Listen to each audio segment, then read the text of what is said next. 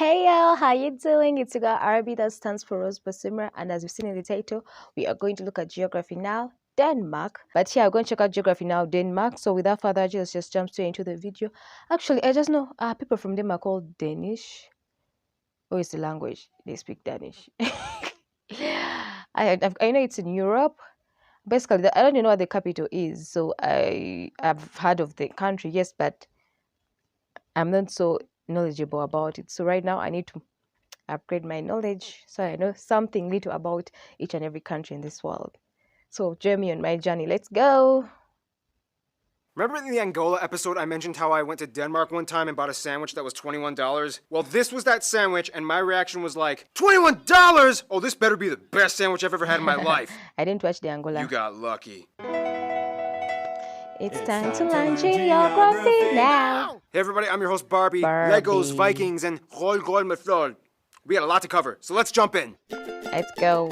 Political Denmark, geography. the link between the rest of Europe and Scandinavia. So much to It's the discuss. link. Denmark is classified as a Nordic country, hence located in the Northern European region, even though it's kind of like the southernmost state in the Nordics. Full disclaimer, ignore Wikipedia. I'm going to pronounce the location names in their proper Danish context. So here we go. Denmark is made of the Jutland, not Jutland Peninsula that connects to Germany in the south, as well as 1,419 islands. Of those, only 443 are named and 74 are inhabited. With the largest island being Sjælland, not Zealand, which is not to be confused with Dutch Zeeland, which is not to be confused with New Zealand, although they did get their name. I can't take it. I know, it's too much information and it it's is connected to Fyn Island, not Finn Island, by the Great Belt Bridge completed in 1998. The country is divided into 5 regions, the capital being Copenhagen, located on Sjælland. Copenhagen is home to a myriad of historical sites, palaces, statues, residential units that are all the same height and style, with pockets of colorful, my friend from there. I didn't know it was cafes and dangerous bicycle lanes that you are not supposed to walk on. Now this is where things are going to get a little spiced up. And by spiced up, I mean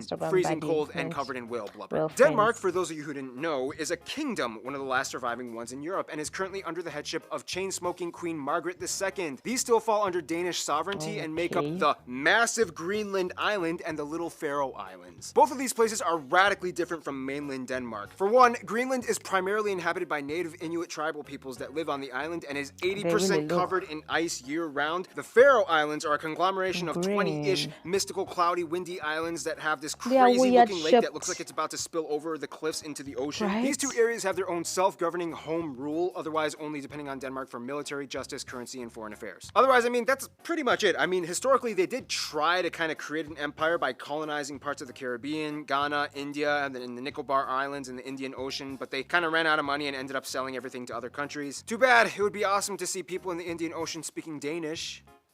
Danish, as Nonetheless, right as mainland Denmark is kind of like a fast-moving economic machine. Let's talk about how. Physical geography. Now, when it comes to land makeup, Denmark is pretty flat. I mean, the highest point, Møllehøj, is only about 170 meters tall, and it looks like this. Otherwise, only about 13% of the country is forested, including the tree plantations, and the rest is pretty much used for agriculture that can produce enough food to feed about 15 million people. It's about 3 times the size of their entire population. Good for you, Denmark. One thing Denmark is actually famous for growing is non-produce plants like grass, fodder, and Christmas trees. Highly sought-after Danish Nordmann fir has been classified as the Rolls-Royce of Christmas trees, and every year investors from Germany, the Netherlands, and even the UK jump in at the end of November and grab whatever they can before it's gone. Now, one thing you need to know is that, like many other areas in the Nordic region, Denmark's weather can be quite dreary. First of all, Denmark is the only Nordic country that doesn't really get a lot of snow. Denmark is kind of like the mud pit located below the jet stream blocked by Norway and the UK. This means that even though it gets really cold, pressure systems rarely cause snow. This is also pretty much why everybody dresses like a J. Crew fall fashion line model on the streets. If you're gonna get wet and freezing, you may as well look good while doing it. Otherwise, yeah, I mean, pretty much the rest of Denmark is just rolling green plains with sandy beaches and quirky little islands that people like to hop over for camping trips in the summer. If we were gonna talk about Greenland and the Faroe Islands, we would get a radically different story of mind-boggling, captivating cliffs, bluffs, sea stacks, glaciers, fissures, icebergs, and mountains. If you don't know what a Mulan is, it's not this, I know but what a Mulan is. This Mulan is large enough to swallow a school bus. Wow, it looks little, but it's big. But we'll have to save that for another video. That'll come out in 9,374 years. In the meantime, let's talk about the people. Demographics. Now this is gonna get really fun. Denmark's people are really unique in their cultural, historical, and postmodern upbringing. First of all, the country has about 5.7 million people and is one of the highest taxed countries in the world. About 89% of the country identifies as ethnically Danish, about 11% are others. Some of the largest groups in the other category being the Polish, Germans, Turkish, Romanians, Iraqis, and Afghans. Now when it comes to Danish culture, there's a lot behind it, but in a nutshell, Vikings. Vikings pretty much had their start in what is now present-day Denmark and whom pretty much dominated all of the Nordic regions as far as Newfoundland in Canada to Estonia, which is why most of the Nordic states and regions can pretty much understand each other when they talk. Danes, Swedes, Norwegians, and Icelanders can generally understand each other as they have the same basic linguistic structure. And sure, there are subtle discrepancies, but overall they can kind of get by conversation. Just different colors. That's a nice body. Granted, there's a saying, the Norwegian and Swedish languages sound like dancing fairies, whereas the Danish language sounds like a dude with a potato in his mouth. By the way, anybody who wants to learn Danish, full disclosure, it's gonna suck. The J makes the Y sound, the Y makes the U sound, the V makes the W sound, the R makes a R sound, the H is silent half the time, a ton of the letters are never even used, and don't even get started on A, U, and O. I kind of discovered a little trick though when I went to Denmark. When speaking Danish, all you really have to do is kind of like pronounce the first part of the word that you think makes a sound, and then just kind of like give up on the rest of the word. For example, Copenhagen, Nyhavn, Lufstrand.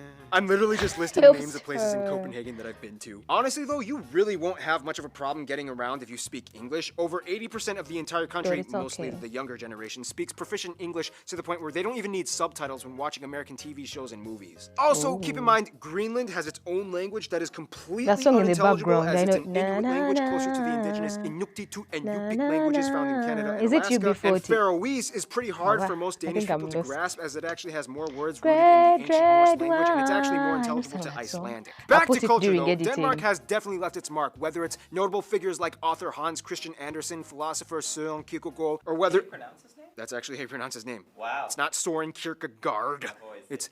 Or whether it be the invention of the loudspeaker, or Legos, or their love of handball, their impeccable architecture, love of cuisine. Noma in Copenhagen, by the way, being voted the best restaurant in the world with plates that feature live ants and moss. If you're really gonna get a feel for Danish culture though, you kind of have to know about janteloven and hygge. The funny thing is, Danes are kind of brought up in a social mindset that is kind of integrated into their subconscious, language is Danish, which kind of translates to something like, you are not better than the crowd, which I know sounds kind of depressing, but it's really trying to instill a sense of equality and communal cooperation. Hygge translates to something like spend good times with friends and family, and it's like a cozy thing. Of course, Denmark is known for being ranked one of the happiest overall countries, even though they are also kind of one of the highest ranked consumers of antidepressants as well. But hey, they still pull off everyday life looking oh so good, even if it's during one of those really loud annual emergency drills. Okay, Christine, explain what's happening right now.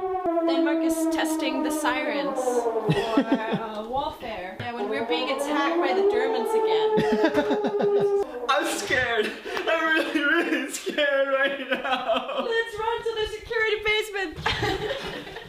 The Germans are coming! Speaking of Germans...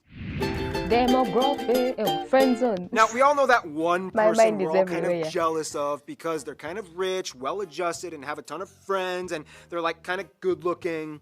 Well, that's Norway. Denmark is a little bit rockier. No, but seriously, for such a small nation, Denmark has a huge entourage of friends, and it's almost kind of hard for anyone in the world to dismiss them at a party. As a founding member of the EU and NATO, Denmark has had roots planted in diplomacy for decades. First off, Denmark generally gets along with Germany. Business between the Germans is a hugely integral part of their economy, and Denmark acts like the gateway to Scandinavia for them and the rest of Europe. The US and the UK are incredibly close as both tangible and cultural imports have been established for centuries. For a while, the Danes even took over parts of the UK, which is why to this day the English language still retains hundreds of Old Norse-derived words like leg, dog, and window. The closest friends, though, would have to be the Nordic countries, Finland, Sweden, Norway, and Iceland. These four are without a doubt Denmark's closest friends, even though Sweden and them have kind of had more wars and battles historically than any other two states in the world. They've moved on and grown up. Out of the Nordic countries, though, Norway would probably be considered their best friends. They Danes have are the obsessed with similar Norwegians flag. and often consider Norway the girlfriend they took away from Sweden. In conclusion, Denmark is the rich, rainy rascal that always seems to show up on time for every party, but somehow gets all his work done in an organized, efficient manner. Stay tuned.